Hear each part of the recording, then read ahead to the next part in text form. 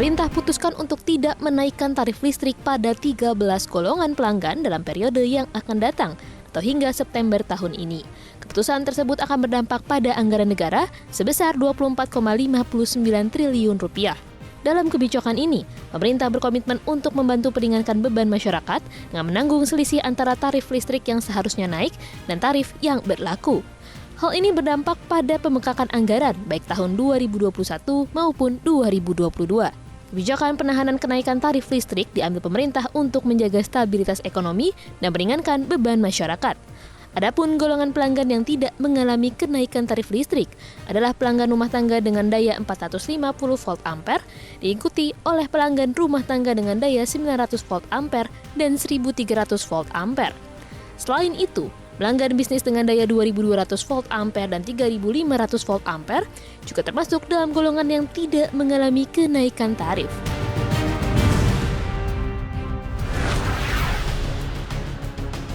Mulai beroperasi pada 18 Agustus 2023, tarif kereta cepat Jakarta-Bandung atau KCJB akan digratiskan. Ketentuan ini akan berlangsung hingga Oktober 2023. Adapun tarif yang akan diberlakukan pasca Oktober berkisar antara Rp250.000 hingga Rp350.000. Tarif tersebut merupakan tarif reguler dan tidak mendapatkan skema Public Service Obligation. Secara terpisah, Gubernur Jawa Barat Ridwan Kamil mengungkapkan akan ada rute baru kereta cepat yang menghubungkan Bandung dengan Surabaya. Rute ini diharapkan menjadi bagian dari jaringan transportasi yang lebih efisien dan modern di Indonesia. Kereta cepat Bandung-Surabaya dijadwalkan menjadi salah satu proyek infrastruktur yang akan meningkatkan konektivitas antara kedua kota tersebut. Berdasarkan bocoran yang diungkapkan oleh Ridwan Kamil, rute kereta cepat akan menyusuri kota Bandung, Kertajati, Yogyakarta, Solo, dan stasiun terakhir di Surabaya.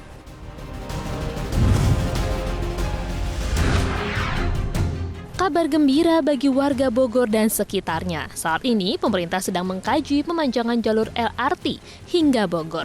Agar dapat melayani warga kota hujan, studi kelayakan sedang dibuat untuk menganalisis kemungkinan ekspansi tersebut. Kepala Divisi LRT Jabodebek KAI, Muhammad Purnomo Sidi, menyebut proses feasibility study akan memakan waktu hingga 6 bulan atau selesai pada akhir tahun ini. Sedangkan untuk prediksi pengerjaan proyek, ia menyebut membutuhkan waktu sekitar 2 hingga 3 tahun. Perpanjangan LRT ke Bogor diharapkan akan meningkatkan aksesibilitas dan konektivitas antara kota Jakarta dan Bogor. Proyek ini bertujuan untuk mengurangi kemacetan lalu lintas dan mempercepat mobilitas masyarakat. Dengan adanya LRT ke daerah Bogor, masyarakat akan mendapatkan alternatif transportasi yang lebih efektif dan ramah lingkungan.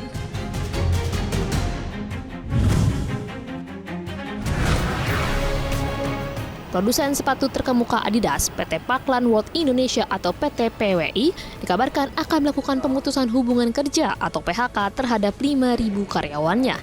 Adapun penyebab utama dari keputusan PHK masif ini disebabkan karena turunnya penjualan dan perubahan pola pembelian masyarakat serta rencana PWI melakukan relokasi pabrik ke Sragen, Jawa Tengah. Presiden Konfederasi Serikat Pekerja Nusantara Ristadi menyebut angka 5.000 hanya berasal dari satu perusahaan. Ia mengaku masih menelusuri penyebab produsen Adidas melakukan PHK massal ini. Terlebih PWI tidak termasuk dalam list perusahaan yang akan melakukan PHK massal di wilayah Banten. Sebelumnya, pabrik sepatu Adidas di Tangerang, Banten juga telah melakukan PHK sekitar 1.400 karyawan.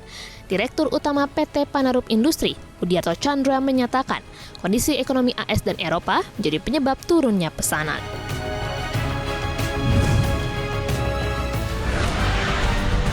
JP Morgan memutuskan untuk melakukan pemutusan hubungan kerja terhadap 20 banker di Asia. Keputusan ini menyentuh berbagai posisi, mulai dari lini analis hingga direksi. PHK bukan hanya terjadi pada kantor pusat saja. JP Morgan mengatakan akan ada perumahan pada karyawan yang bekerja di kantor cabang yang berada di beberapa negara di Asia.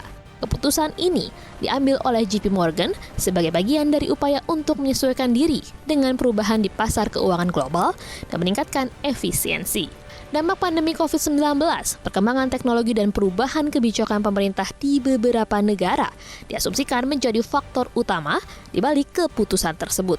JP Morgan dinilai menjadi gambaran perubahan dinamis dalam industri perbankan global. Tak hanya JP Morgan, sebelumnya Wall Street juga memangkas 20 karyawan dari golongan banker tingkat menengah. Bank of America, Bank of America juga mengumumkan pemangkasan 40 banker di Asia. Kemudian, Goldman Sachs dan Citi juga dikabarkan akan memangkas 20 hingga 30 banker mereka.